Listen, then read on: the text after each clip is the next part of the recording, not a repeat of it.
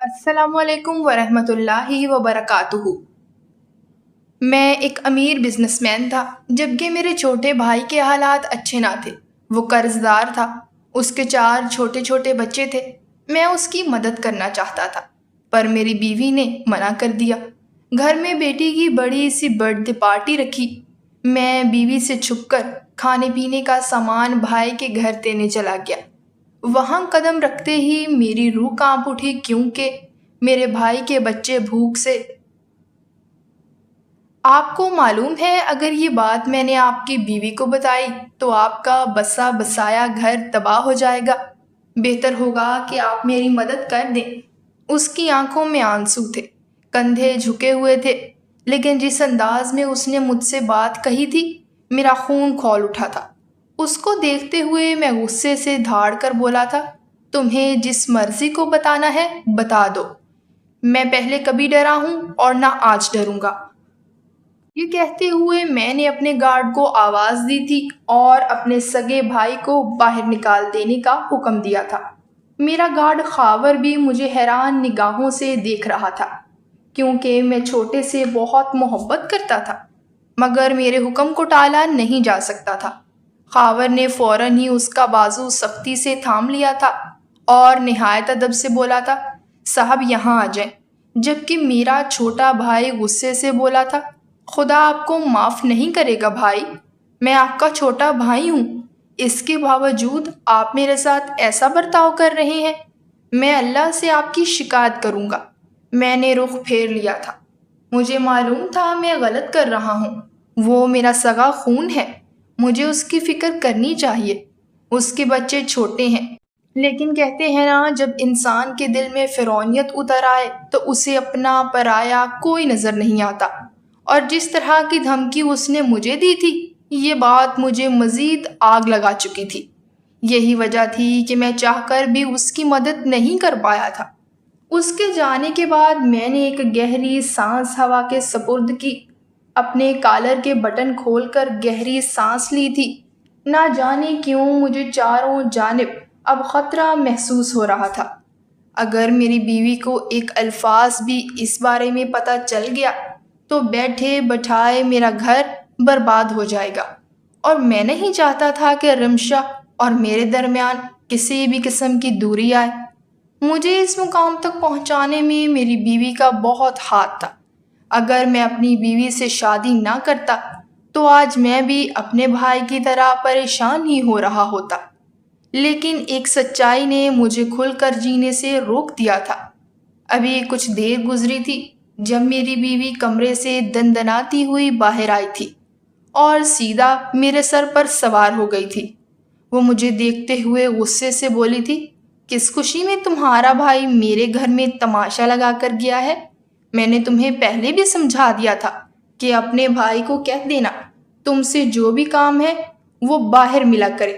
اور ملازمہ بتا رہی تھی کہ وہ کسی راز کے بارے میں بات کر رہا تھا، کہ اگر اس نے مجھے تمہارا کوئی راز بتا دیا تو سب تباہ ہو جائے گا۔ یاد رکھنا ذوالفقار، اگر مجھے تمہارے بارے میں کچھ بھی پتہ چلا جو میرے حق میں غلط ہوگا تو یہ جائیداد، پیسہ، روپیہ میں سب تم سے چھین لوں گی، اور میں یہ کرتے ہوئے بالکل بھی نہیں ڈروں گی۔ یہ کہتے ہی وہ ٹھہری نہیں تھی، بلکہ باہر کی طرف نکل چکی تھی۔ اس کے جانے کے بعد میں نے گہری سانس ہوا کے سپرد کی تھی۔ مجھے چھوٹے پر رج کے غصہ آنے لگا تھا۔ بے وجہ وہ میری بیوی کے دل میں شک کا بیج بو چکا تھا، اور اب مجھے یقین تھا کہ اگر کسی بھی قسم کی خبر میری بیوی تک پہنچی تو سب برباد ہو جائے گا، میں روڈ پر آ جاؤں گا، اور یہی فکر مجھے ہلکان کیے جا رہی تھی۔ کچھ دیر میں لاؤنج میں ہی بیٹھا رہا اور پھر اٹھ کر کمرے کی طرف بڑھ گیا تھا تاکہ تیار ہو کے آفس کے لیے روانہ ہو سکوں۔ آج میری بہت ہی ضروری میٹنگ تھی جسے میں کسی بھی قیمت پر نظر انداز نہیں کر سکتا تھا۔ تیار ہوتے وقت بھی میرے دماغ میں یہی باتیں گردش کر رہی تھیں کہ اگر میری بیوی نے میرے بھائی سے ملاقات کر لی تب کیا ہوگا، اور یہ بات مجھے بالکل بھی سکون لینے نہیں دے رہی تھی۔ تیار ہو کر میں باہر آیا تو خاور مین دروازے کے پاس ہی کھڑا ہوا تھا۔ مجھے تیار دیکھ کر وہ میرے قریب آیا تھا اور میرا بریف کیس تھامتے ہوئے بولا تھا، سر حکم کریں، کیا کرنا ہے؟ فی الحال میں نے سر کو نفی میں ہلایا تھا۔ چھوٹا میرا بھائی تھا، ہم دونوں کے درمیان لاکھ اختلافات سہی، لیکن ہم ایک ماں باپ کی اولاد تھے۔ میں اپنے چھوٹے بھائی کے ساتھ کچھ بھی غلط نہیں کرنا چاہتا تھا، جس کے بعد میں پچھتاؤں۔ میں خاور کو دیکھتے ہوئے بولا تھا، بس اس پر نظر رکھنا کہ وہ کسی بھی قیمت پر میری بیوی سے ملاقات نہ کرے، اور اگر ایسا کرنے کی جرت کرتا ہے تو مجھے فوراً آگاہ کر دینا، پھر میں اس سے اچھی طرح نپٹ لوں گا۔ خاور نے فوراً ہی میرے حکم پر سر جھکایا تھا اور میں باہر کی طرف بڑھ گیا تھا۔ پورا دن معمول کے مطابق گزرا تھا، لیکن گھڑی گھڑی مجھے اپنے چھوٹے بھائی کا ہی خیال آئے جا رہا تھا۔ زندگی نے مجھے ہر آسائش سے مالا مال کیا تھا، مگر اس کے برعکس میرے بھائی کے پاس ایک پھوٹی کوڑی بھی نہیں تھی۔ اس کا کہنا تھا کہ میرے بچوں نے 1.5 دن سے کچھ نہیں کھایا، میرے پاس اتنے پیسے نہیں ہیں کہ میں گھر میں راشن ڈال دوں، تم میری کچھ مدد کر دو یا مجھے کہیں نوکری لگا دو۔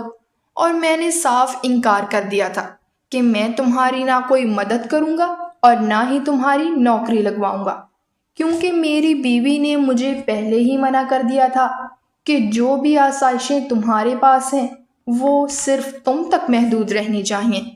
اگر تم نے اپنی آسائشیں اپنے رشتہ داروں میں تقسیم کرنا شروع کی تو یاد رکھنا، یہ تمام آسائشیں، روپیہ، پیسہ میں تم سے بھی چھین لوں گی۔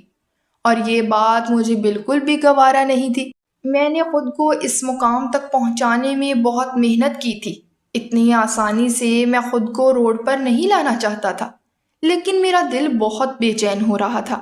جب سے اس نے مجھے یہ بتایا تھا کہ میرے بچوں نے 1.5 دن سے کچھ نہیں کھایا، مجھے سکون نہیں مل رہا تھا۔ دوپہر کے وقت جب میں کھانا کھانے کے لیے بیٹھا تو میرا دل بہت اچاٹ ہو رہا تھا۔ میری بیوی بار بار مجھے کچھ نہ کچھ نکال کر دے رہی تھی، لیکن میرا دل اتنا عجیب ہو رہا تھا کہ چند لمحے بعد ہی ٹیبل سے اٹھ گیا تھا۔ گھر پہنچا تو ملازمہ نے فوراً ہی کھانا لگ جانے کا بتا دیا تھا، مگر میں ہر چیز کو نظر انداز کیے اپنے کمرے میں آیا تھا۔ ابھی میں نے کوٹ اتار کر رکھا ہی تھا جب پریشان سا خاور میرے کمرے میں داخل ہوا تھا۔ مجھے دیکھتے ہی بولا تھا، سر، ایک بہت بری خبر ہے۔ میں نے سوالیہ اس کی طرف دیکھا تو وہ سر جھکا کر بولا، بے شک آپ نے مجھے یہ اطلاع دینے کا حکم نہیں دیا، لیکن انسانیت کے ناطے میرا فرض ہے کہ میں آپ کو یہ بات ضرور بتاؤں۔ اس کی بات سن کر میرے ماتھے پر بل پڑ چکے تھے اور میں اس کو دیکھتے ہوئے بولا تھا، خاور، برا نہیں ماننا، لیکن تم بہت پہیلیاں بھجواتے ہو، جلدی بتاؤ کیا بات ہے۔ میری بات سن کر دھیرے دھیرے جو بات اس نے مجھے بتائی وہ میرے اوسان خطا کر گئی۔ میں اسے پھٹی پھٹی نگاہوں سے دیکھ رہا تھا۔ میں بے وقت بولا تھا، نہیں، ایسا نہیں ہو سکتا۔ اگر اتنی بڑی بات ہو گئی تھی تو تم پر لازم تھا کہ مجھے تم دن کے وقت ہی فون کر کے بتا دیتے۔ تم نے ایسا کیوں نہیں کیا؟ جب وہ ڈرتے ڈرتے بولا تھا، صاحب، آپ نے مجھے صرف نظر رکھنے کے لیے بولا تھا، میں کس طرح آپ کو الٹی سیدھی خبریں دیتا؟ جبکہ میں نے بنا سوچے سمجھے خاور کا گریبان تھام لیا تھا اور اس کی آنکھوں میں دیکھتے ہوئے بولا تھا، یہ الٹی سیدھی خبر نہیں ہے، وہ بھائی ہے میرا۔ یاد رکھنا خاور، اگر اسے کچھ ہوا تو میں تمہاری جان لے لوں گا۔ یہ کہتے ہی میں باہر کی طرف بڑھا تھا۔ ابھی میں دروازہ عبور کرتا، اس سے پہلے ہی میری بیوی نے مجھے پکارا تھا، رک جائیے ذوالفقار، خبردار جو آپ نے گھر کی دہلیز پار کی۔ اگر آج آپ نے گھر کی دہلیز پار کی تو یاد رکھنا، میں آپ سے تمام رشتے تعلق ابھی کے ابھی ختم کر لوں گی۔ میں نے حیران ہو کر اس خاتون کو دیکھا جو انسانیت کے درجے سے نیچے گر چکی تھی۔ میں اس کو دیکھتے ہوئے بولا تھا، خدا کے لیے عائشہ، فرعون مت بنو، تمہیں معلوم ہے چھوٹے کی کیا حالت ہے؟ وہ بے ساختہ بولی تھی، چھوٹے کی جو بھی حالت ہو میرا اس سے کوئی مطلب نہیں ہے۔ تم اس بات کو اپنے ذہن میں بٹھاؤ کہ اگر تم نے اپنے گھر والوں سے بے وجہ رابطے بڑھائے تو میں تم سے تمام رابطے توڑ دوں گی۔ میں نے تمہاری خاطر اپنے باپ کو چھوڑا ہے، بہن بھائی کو چھوڑا ہے، تو تم پر بھی لازم ہے کہ تم بھی میرے ساتھ زندگی گزارو، نہ کہ اپنے میکے میں جاؤ۔ اس کی بات سن کر میری آنکھوں میں آنسو آ گئے تھے۔ میں تڑپ کر بولا تھا، اس کا ایکسیڈنٹ ہوا ہے، اس کے پاس پیسے نہیں ہیں، مجھے جانا ہوگا، پلیز مت روکو۔ مگر وہ اپنی آنکھیں ماتھے پر رکھ چکی تھی۔ اس نے صاف لہجے میں کہہ دیا کہ آج کی رات تم گھر سے قدم باہر نہیں نکالو گے، اور اگر تم نے ایسا کیا تو میں واقعی تمہارے بینک اکاؤنٹ کارڈز سیل کر دوں گی۔ میں سب برداشت کر سکتا تھا، لیکن اب غریبی نہیں۔ چند لمحے میں دروازے پر ہی کھڑا اس بارے میں سوچتا رہا، اور پھر چپ چاپ اپنے کمرے کی طرف بڑھ گیا تھا۔ مجھے کمرے کی طرف جاتا دیکھ میری بیوی نے خاور کو مخاطب کیا تھا اور اس کو دیکھتے ہوئے بولی تھی، اگر خاور تمہیں اپنی نوکری عزیز ہے تو تم 1 روپیہ بھی میرے شوہر کے بھائی تک نہیں پہنچاؤ گے، اور اگر مجھے علم ہوا کہ تم نے ایک پھوٹی کوڑی بھی اس فارغ انسان تک پہنچائی ہے تو میں تمہیں اس نوکری سے فارغ کر دوں گی۔ سمجھ آ رہی ہے میری بات؟ وہ ٹھہر ٹھہر کر بول دی تھی۔ خاور نے بے ساختہ سر کو ہلکی جنبش دی تھی اور فوراً ہی گھر سے نکل گیا تھا۔ کمرے میں آ کے بھی مجھے سکون نہیں مل رہا تھا۔ کبھی میں لیٹ جاتا، کبھی میں ٹہلنے لگتا، کبھی کھڑکی کے سامنے جا کر گہرے گہرے سانس لیتا۔ اگر میرے بھائی کو کچھ ہو گیا تو میں کیا کروں گا؟ یہ سوال ہی مجھے بے چین کر رہا تھا۔ ہم دونوں ایک دوسرے سے ملاقات نہیں کرتے تھے، گھنٹوں بیٹھ کر بات چیت نہیں کرتے تھے، لیکن دل میں ایک سکون تھا کہ وہ زندہ سلامت ہے، اپنی بیوی بچوں کے ساتھ خوش ہے۔ لیکن اب جس حالت میں وہ تھا، مجھ پر لازم تھا کہ میں اس کی مدد کروں، کسی بھی طرح اس تک پیسہ پہنچاؤں تاکہ اس کا علاج ہو سکے۔ لیکن میرے دماغ میں ابھی کوئی ترکیب نہیں آ رہی تھی۔ کچھ دیر گزری تھی جب کمرے کا دروازہ کھلا تھا اور میری بیوی کمرے میں داخل ہوئی تھی۔ مجھے اس طرح ٹہلتا دیکھ وہ میرے پاس آ گئی تھی اور مجھے دیکھتے ہوئے بولی تھی، اگر تم چاہتے ہو کہ تمہارے بھائی کی مدد کی جائے تو مجھے وہ بات بتاؤ جو تمہارا بھائی مجھ تک پہنچانا چاہتا ہے۔ آخر ایسا کون سا راز ہے جس سے میں نہ واقف ہوں؟ وہ آنکھیں بڑی بڑی کیے سوالیہ بولی تھی۔ میں نے حیران ہو کر اس کی طرف دیکھا تھا، یعنی یہ بات ابھی تک اس کے دماغ میں بسی ہوئی تھی۔ میں اس کو دیکھتے ہوئے بولا تھا، چھوٹے نے غصے میں کہہ دیا تھا تاکہ تمہارا دماغ خراب کر سکے۔ ایسی کوئی بات نہیں ہے جو ہم دونوں کے درمیان راز ہو۔ میں نے اپنی زندگی کے ہر معاملات سے تمہیں آگاہ کیا ہے، رشتہ دار ہوں یا میری کاروباری زندگی، تمہیں ہر چیز معلوم ہے۔ میری بات سن کر میری بیوی بولی تھی، جھوٹ مت بولیں، چھوٹے نے کہا تھا کہ ایک ایسی بات ہے جو مجھ تک اگر پہنچ گئی تو میں آپ کو چھوڑ دوں گی، سب کچھ تباہ ہو جائے گا۔ آخر ایسی کیا بات ہے؟ میں نے آپ کے بھائی سے رابطہ کرنے کی کوشش کی تھی، لیکن اس نے مجھے منع کر دیا کہ وہ مجھے کچھ نہیں بتا سکتا کیونکہ وہ تم سے بہت محبت کرتا ہے۔ اس کا کہنا تھا کہ اگر میں نے آپ کو کچھ بھی بتایا تو آپ بھی روڈ پر آ جائیں گے، اور میں نہیں چاہتا کہ آپ پر کسی بھی قسم کی تکلیف آئے۔ میں تو تکلیف برداشت کر رہا ہوں، لیکن میرا بھائی نہیں کرے گا۔ اس کی بات سن کر میرے دل کو کچھ ہوا تھا، اور ایک لمحے کے لیے میرا پورا وجود کانپ اٹھا تھا۔ بے شک وہ چہرے پر غصہ کر سکتا تھا، لیکن پیٹھ پیچھے کبھی بھی وہ میرا برا نہیں کر سکتا تھا، اس بات کا مجھے یقین تھا۔ مگر اب مجھے یہ سمجھ نہیں آ رہا تھا کہ میں اپنی بیوی کو کس طرح سنبھالوں۔ وہ ایک بار پھر بھپک کر بولی تھی، جواب دو، میں کچھ پوچھ رہی ہوں۔ آخر ایسی کیا بات ہے جو تمہارا بھائی مجھے بتانا چاہتا ہے اور بار بار ایک ہی بات دہرا رہا ہے کہ اگر وہ بات مجھے معلوم ہو گئی تو سب کچھ تباہ ہو جائے گا؟ تم کیا کر چکے ہو؟ سچ سچ بتا دو۔ لیکن میں نے فی الحال فوراً ہی منظر سے غائب ہونا چاہا، اسی لیے بہانہ کر کے میں اسٹڈی روم چلا گیا تھا تاکہ وہاں بیٹھ کر میں تھوڑی دیر خود کو پرسکون کر سکوں۔ کمرے میں داخل ہو کر مجھے اپنا آپ خالی محسوس ہو رہا تھا۔ اس وقت میرے بھائی کو میری ضرورت تھی، لیکن میں اپنی بیوی کے ڈر کی وجہ سے گھر کی دہلیز پار نہیں کر سکتا تھا۔ کرسی پر بیٹھتے ہی میں ماضی کے ان دردناک لمحات میں پہنچ گیا تھا جو ہم دونوں بھائیوں نے ایک ساتھ گزارے تھے۔ میرے بابا ایک چوکیدار تھے۔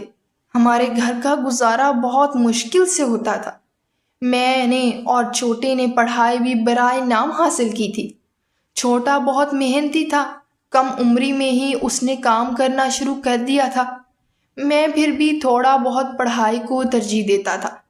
میں نے ہمیشہ سے بڑے خواب دیکھے تھے، بڑی گاڑی میں گھومنا، بڑے گھر میں رہنا، جبکہ چھوٹا ہمیشہ کہتا تھا مجھے ایک سکون کی زندگی چاہیے، جہاں پر میں اپنی بیوی، بچوں اور ماں باپ کے ہمراہ ایک پرسکون زندگی گزاروں، جہاں ہر شے ہو مگر غریبی نہ ہو۔ لیکن شاید اس کے نصیب میں غریبی لکھی ہوئی تھی۔ اچانک ہی میرے ذہن کے پردوں پر ایک اور لمحہ گزرا تھا جس سے میں ڈر رہا تھا۔ دھیرے دھیرے میری آنکھیں بھیگنے لگی تھیں۔ واقعی اگر میری بیوی کو کچھ بھی پتہ چل جاتا وہ مجھے چھوڑ دیتی، اور یہی چیز مجھے خوفزدہ کیے جا رہی تھی۔ کچھ دیر میں خاموشی سے بیٹھا رہا تھا اور پھر میں نے فون گھما کر خاور کو لگایا تھا۔ پہلی بیل پر ہی خاور نے فون ریسیو کر لیا تھا۔ میں فوراً بولا تھا، کیا ہوا ہے چھوٹے کو؟ مجھے سچ سچ بتاؤ، اس کی طبیعت کیا زیادہ خراب ہے؟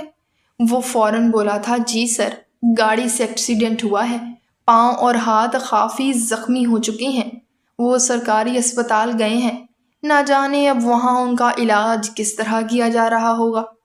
خاور کی بات سن کر میری آنکھوں میں نمی آ گئی تھی۔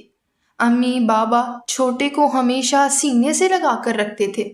میں بھی اسے اپنی اولاد کی طرح چاہتا تھا، لیکن آج اس کے بارے میں ایسی خبر سن کر بھی میں کچھ نہیں کر سکتا تھا۔ میں نے فون بند کر دیا تھا، لیکن پھر اچانک میرے دماغ میں ایک جھماکا سا ہوا تھا۔ میں نے فوراً سرکاری اسپتال کے اپنے ایک دوست کو کال لگائی۔ پہلی کال پر ہی اس نے ریسیو کر لی تھی۔ میں عجلت میں اسے دھیرے دھیرے اپنے بھائی کے حالات سے واقف کرتا چلا گیا تھا۔ میں نے اس سے وعدہ کر لیا تھا کہ تم فی الحال اب اس کا علاج کرو، اس کو دوائیاں دو، کچھ پیسے بھی اسے دو، میں تمہیں پیسے تم سے ملاقات کر کے لوٹا دوں گا۔ اور وہ فوراً راضی ہو گیا تھا۔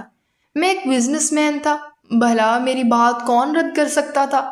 اب مجھے کچھ سکون آیا تھا، لیکن اب ایک ہی امید تھی کہ اس بارے میں بھی میری بیوی کو علم نہ ہو، کیونکہ اگر اسے پتہ چل گیا تو گھر میں بے وجہ کہرام مچے گا، اور میں نہیں چاہتا کہ میرے گھر میں بے سکونی آئے۔ تقریباً آدھے گھنٹے بعد میرے اسی دوست کی کال آئی تھی، اور وہ مجھے تفصیل سے آگاہ کرنے لگا تھا کہ میں نے پیسے دینے کی کوشش کی تھی، لیکن انہوں نے لینے سے منع کر دیا۔ ان کا کہنا ہے کہ وہ کسی اجنبی سے پیسے نہیں لیتے، جبکہ میں جانتا تھا چھوٹا بہت خوددار ہے، وہ کبھی بھی پیسے نہیں لے گا۔ مگر ابھی اس وقت مجھے اس کی خودداری پر غصہ ہی آیا تھا کہ بے وجہ تماشا لگا رہا ہے۔ ابھی اس کو ضرورت ہے، اور ضرورت کے تحت انسان کسی بھی شے کو انکار نہیں کرتا۔ لیکن میں بھی مجبور تھا، براہ راست میں اس کی مدد نہیں کر سکتا تھا۔ وقت دھیرے دھیرے گزرتا جا رہا تھا۔ اس دوران میں کئی لوگوں کے ذریعے اس کو پیسے بھیجنے کی کوشش کی تھی، مگر ہر بار وہ انکار کیے جا رہا تھا، اور اس کا یہ انکار مجھے صرف اور صرف غصہ دلا رہا تھا۔ 2 دن بعد میری بیٹی سونیا کی سالگرہ تھی۔ میری بیوی بہت ہی بڑے پیمانے پر سالگرہ کے تمام کام نپٹا رہی تھی۔ ایک لمحے کے لیے میرا دل کیا کہ میں اپنی بیوی سے خواہش ظاہر کروں کہ میں اپنے چھوٹے بھائی کو بھی دعوت پر بلانا چاہتا ہوں، لیکن پھر میں چپ ہو گیا تھا۔ میں جانتا تھا کہ اگر اس کا دماغ گھوم گیا تو وہ مجھے بھی پارٹی میں نہیں آنے دے گی، اور میں ایسا کوئی کام نہیں کرنا چاہتا تھا جس سے میری بیٹی کی دل آزاری ہو۔ لیکن ہاں، میں نے ایک فیصلہ لے لیا تھا۔ اس طرح میں ہاتھ پر ہاتھ دھرے نہیں بیٹھ سکتا تھا۔ وہ میرے پاس آیا تھا، مجھ سے مدد مانگی تھی، اور میں اتنی آسانی سے مایوس نہیں کر سکتا تھا۔ وقت دھیرے دھیرے گزرتا جا رہا تھا۔ اس دوران میرے دماغ پر صرف اور صرف چھوٹے کی باتیں ہی سوار تھیں۔ وہ منظر ہی لہرائے جا رہے تھے جو میں نے خود سے بھی چھپا کر رکھے ہوئے تھے، 2 دن پر لگا کر اڑ چکے تھے۔ آج کی شام بہت ہی خوبصورتی سے منائی جا رہی تھی۔ میری بیوی خوبصورت لباس پہن کر ادھر ادھر گھومتی ہوئی مہمانوں سے مل رہی تھی۔ میں بھی اپنی بیٹی کے ساتھ ہی اپنے بزنس پارٹنرز وغیرہ سے ملاقات کر رہا تھا۔ اچانک میری نگاہ کھانے کی میز پر گئی۔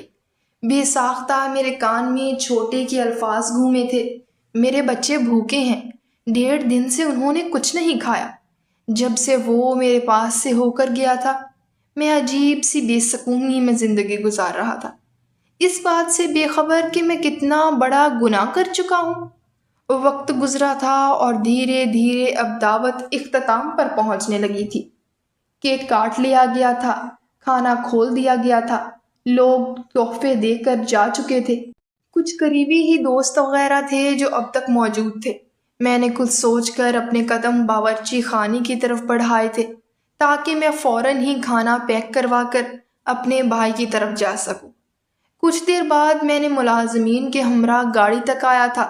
میری بیوی مہمانوں میں مصروف تھی، اس سے بالکل علم نہیں تھا کہ میں کیا کر رہا ہوں، اسی لیے میں پرسکون تھا۔ میں نے سوچ لیا تھا کہ اگر اس نے غصہ کیا تو میں اسے سنبھال لوں گا۔ ہاں، مگر مجھے ٹینشن بھی ہو رہی تھی کہ اگر وہ زیادہ غصے میں آ گئی تو معاملہ بھی بگڑ سکتا ہے، لیکن مجھے اپنے رب پر امید تھی کہ وہ میری نیکی ضائع نہیں جانے دے گا۔ گاڑی میں بیٹھ کر میں نے فوراً ہی رخ اپنے پرانے گھر کا کیا تھا، جہاں میں اپنے ماں باپ کے ہمراہ ایک پرسکون زندگی گزارتا تھا۔ شادی کے بعد میں اپنی بیوی کے بنگلے پر آ گیا تھا اور میں نے اپنا وہ گھر اپنے بھائی کو ہی دے دیا تھا۔ ایک مختصر مسافت کے بعد میں ایک غریب علاقے میں داخل ہو چکا تھا۔ دل گھبرا رہا تھا، لیکن میں نے ہر شے کو فی الحال نظر انداز کر دیا تھا۔ آج میری بیٹی کی سالگرہ تھی، اسی کے صدقے میں سب کو خوشیاں دینا چاہتا تھا۔ گاڑی میرے گھر کے سامنے ایک جھٹکے سے رکی تھی۔ چھوٹا سا گھر تھا جس کا پلستر بھی اکھڑ رہا تھا۔ میں نے گہری سانس ہوا کے سپرد کی تھی اور گھر کے دروازے پر دستک دی تھی۔ پہلی دستک، دوسری دستک، حتیٰ کہ تیسری دستک پر بھی دروازہ نہیں کھلا تھا۔ مجھے اب پریشانی ہونے لگی تھی کہ آخر ایسا کیا ہو گیا ہے جو یہ لوگ دروازہ نہیں کھول رہے۔ میں نے اب دروازہ زور زور سے پیٹنا شروع کر دیا تھا، لیکن اگلی طرف سے جواب موصول نہیں ہو رہا تھا۔ میرے دروازہ بجانے کے انداز پر آس پڑوس کے لوگ بھی باہر آ گئے تھے اور مجھے دیکھ کر سلام دعا کرنے لگے تھے، مگر میں سب کو نظر انداز کیے بولا تھا، خدا کے لیے میری مدد کریں، یہ دروازہ توڑیں۔ میرا محض یہ کہنا تھا اور فوراً ہی دروازہ توڑنے کی تیاری کی جا رہی تھی۔ میرا دل بہت گھبرا رہا تھا۔ اندر سے کنڈی لگی ہوئی تھی اور گھر والے اندر موجود تھے، لیکن کوئی دروازہ نہیں کھول رہا تھا۔ یہی وجہ تھی کہ میرا دل بند ہونے کے قریب آ گیا تھا۔ میں فوراً ہی دیوانہ وار دروازے پر دھکے مارنے لگا تھا اور اچانک ہی دروازہ زور سے گرا تھا۔ میں نیچے زمین پر گرتا اس سے پہلے ہی میں نے خود کو سنبھال لیا تھا، لیکن سامنے کا منظر دیکھ کر ایسا لگتا تھا جیسے میری جان حلق میں اٹک گئی ہو۔ برآمدے میں بابا نے ایک بڑا سا لوہے کا پائپ لگایا ہوا تھا جس پر آج ان کی ہی اولاد اور اس کی بیوی بچے لٹک رہے تھے۔ 4 پھندے تھے اور ان چاروں میں میرے بھائی کا پورا خاندان لٹکا ہوا تھا۔ میں نے بھاگ کر اپنے بھائی کی ٹانگیں پکڑی تھیں اور اسے اونچا کیا تھا، لیکن اس کی ٹانگیں تھامتے ہی مجھے احساس ہو چکا تھا کہ وہ سد پڑ چکا ہے۔ بیوی بچے، ان تینوں کے ہاتھوں میں رسیاں بندھی ہوئی تھیں، جبکہ میرے بھائی کا ہاتھ کھلا ہوا تھا۔ اس کا مقصد صاف تھا، وہ اپنے ساتھ ساتھ اپنی بھی اور بچوں کی زندگی بھی لے چکا تھا۔ ہر طرف کہرام مچ گیا تھا، شور شرابہ ہو رہا تھا، لیکن مجھے کچھ سنائی نہیں دے رہا تھا۔ بس بچپن کے وہ کہکے، وہ خوشیاں، یہی سب آنگن میں نظر آ رہی تھی۔ کچھ دیر بعد ہی پولیس کا سائرن بجنا شروع ہو گیا تھا۔ لاشیں نیچے اتار لی گئی تھیں۔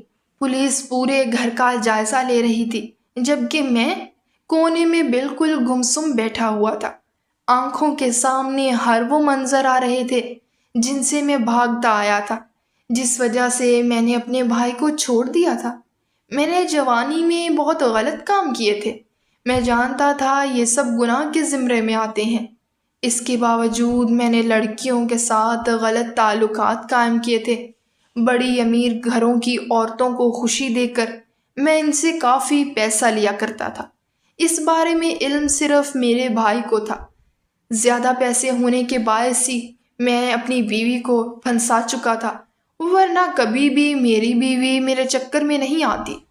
کچھ دیر بعد ہی پولیس اندر سے ایک خط لے کر آئی تھی اور میری طرف بڑھاتے ہوئے بولی تھی، مسٹر ذوالفقار، یہ آپ کے بھائی کے کمرے سے ملا ہے۔ اور میں نے ایک نگاہ ان کے وجود پر ڈالی تھی اور ہاتھ بڑھا کر وہ خط لے لیا تھا۔ جیسے جیسے میں وہ خط پڑھتا جا رہا تھا، میری آنکھوں سے آنسو ٹپ ٹپ بہنا شروع ہو گئے تھے۔ صاف لفظوں میں تحریر لکھی ہوئی تھی، میرے پیارے بھائی، میں جانتا ہوں جب آپ کو معلوم ہوگا کہ میں اس دنیا میں نہیں رہا تو آپ کو بہت تکلیف ہوگی، مگر اب میں مجبور ہو چکا ہوں۔ بھوک اور افلاس نے میری زندگی تباہ کر دی ہے۔ نہ میں اپنے بچوں کو کھانا دے پا رہا ہوں اور نہ میں اپنی بیوی کو۔ خود مجھے کوئی جاب نہیں دے رہا، مزدوری کر کر کے میری حالت خراب ہو گئی ہے۔ اس میں بھی اتنا ہی پیسہ ہوتا ہے کہ ہم بمشکل 2 افراد ہی کھانا کھاتے ہیں۔ میں آپ کے پاس آیا تھا، آپ سے منت کی تھی، لیکن آپ نے میری مدد نہیں کی۔ تھک ہار کر مجھے خودکشی ہی ایک آخری ذریعہ نظر آیا تھا۔ میں اپنی موت کا ذمہ دار کسی کو بھی نہیں ٹھہراتا، تقدیر نے میری موت اسی طرح لکھی تھی۔ میں آپ کو بس ایک نصیحت کروں گا، کبھی بھی خودکشی کو ترجیح نہ دینا، اللہ کے نزدیک یہ برا عمل ہے۔ میں نے آپ کو معاف کیا، میرے دل میں آپ کے لیے کوئی برائی نہیں ہے، کیونکہ مجھے معلوم ہے آپ نے کئی لوگوں کے ذریعے میری مدد کرنے کی کوشش کی ہے، مگر میرے نصیب میں ہی سکھ نہیں لکھا تھا۔ خدا حافظ، آپ کا بھائی رحمان۔ میرے آنسوؤں سے پورا خط بھیگ گیا تھا، میں سر جھکائے تڑپ کر رویا تھا۔ اس بار میری چیخیں بلند ہو گئی تھیں۔ محلے والوں نے مجھے بہت مشکل سے سنبھالا تھا، جبکہ میں ایسا ہو گیا تھا جیسے ابھی کٹ کے مر جاؤں گا۔ کچھ دیر بعد ہی میری بیوی بھی وہاں آ چکی تھی۔ مجھے اتنا ہوش نہیں تھا کہ میں تدفین کے انتظامات سنبھالتا۔ میری بیوی نے ہی ملازمین کے ذریعے تمام تدفین کے انتظامات سنبھالے تھے۔ میری حالت کے پیش نظر وہ بالکل خاموش رہی تھی۔ 5 دن گزر چکے تھے، لیکن میں ابھی تک اسی حادثے میں اٹکا ہوا تھا۔ ایسا لگتا تھا جیسے میں اپنے بھائی کا قاتل ہوں۔ ہاں، اس نے مجھے کہہ دیا تھا کہ آپ نے کچھ نہیں کیا، لیکن میرا ضمیر مطمئن نہیں ہو رہا تھا۔ میں نے سوچ لیا تھا کہ میں اب اپنی بیوی سے کچھ بھی نہیں چھپاؤں گا۔ اس کے باوجود اگر وہ میرے ساتھ زندگی بسر کرنا چاہتی ہے تو ٹھیک، ورنہ ہم دونوں علیحدگی اختیار کر لیں گے۔ میں نے کمرے میں داخل ہو کر ایک نظر اس پر ڈالی تھی اور پھر اس کے سامنے بیٹھ کر اپنی زندگی کے تمام ان برے واقعات پر روشنی ڈال دی تھی جو ایک وقت بعد میری زندگی تباہ کر سکتے تھے۔ میں نے عورتوں کے ساتھ غلط تعلقات رکھے تھے، ڈرگز اسمگل کیا تھا، اس کے باوجود میں نے ڈکیتی بھی کی تھی۔ مجھے بڑا پیسہ چاہیے تھا اور ان سب چیزوں کے لیے ہر حد پار کرنے کو تیار تھا۔ میری بیوی مجھے پھٹی پھٹی نگاہوں سے دیکھ رہی تھی۔ میں اس کو دیکھتے ہوئے مزید بولا تھا، میں اپنے دل پر مزید اب کوئی بوجھ نہیں رکھنا چاہتا۔ اگر تمہیں میرے ساتھ زندگی گزارنی ہے تو 100 بسم اللہ، اگر نہیں تو میں تمہیں چھوڑ سکتا ہوں۔ میری بات سن کر وہ خاموش ہو گئی تھی۔ اس نے کوئی جواب نہیں دیا تھا۔ مجھے لگا تھا کہ وہ جھگڑا کرے گی، چلائے گی، لیکن ایسا نہیں ہوا تھا، کیونکہ کہیں نہ کہیں میری بیوی بھی شرمندگی کے احساس میں گھری ہوئی تھی۔ اس کی وجہ سے ہی 4 موت ہوئی تھی۔ اگر وہ مجھے جانے دیتی تو آج میرا بھائی زندہ ہوتا۔ میں جب بھی اس کے بارے میں سوچتا ہوں تو میرا دل پھٹنے لگتا ہے۔ اپنے بھائی کو اپنے ہاتھوں سے قبر میں اتارنا کوئی معمولی عمل نہیں ہوتا۔ جس کا اپنا جاتا ہے وہی اس درد کو سمجھ سکتا ہے۔ میں تمام مسلمان بھائیوں کو پیغام دینا چاہتا ہوں، کبھی بھی کوئی ایسا غلط کام نہ کریں جس کے بعد آپ ساری زندگی ایک بوجھ تلے دبے رہیں۔ سب سے پہلے اپنے پڑوسیوں کا حال دریافت کریں، اس کے بعد اپنے غریب رشتہ داروں کا، اور آپ صاحب حیثیت ہیں تو آپ پر لازم ہے کہ اپنے رشتہ دار، اپنے پڑوسی، ان سب کی مدد کریں۔ اگر آپ کی وجہ سے کوئی تکلیف میں ہے تو اس کا ساتھ دیں، کیونکہ بعد میں پچھتاوے سے بہتر شروع میں نظر ثانی کرنا ہے۔ ہماری آج کی یہ کہانی آپ کو کیسی لگی؟ کمنٹ باکس میں اپنی رائے کا اظہار ضرور کریں، اور مزید اس طرح کی سبق آموز کہانیاں سننے کے لیے ہمارے چینل کو سبسکرائب کریں۔ شکریہ۔ اللہ حافظ۔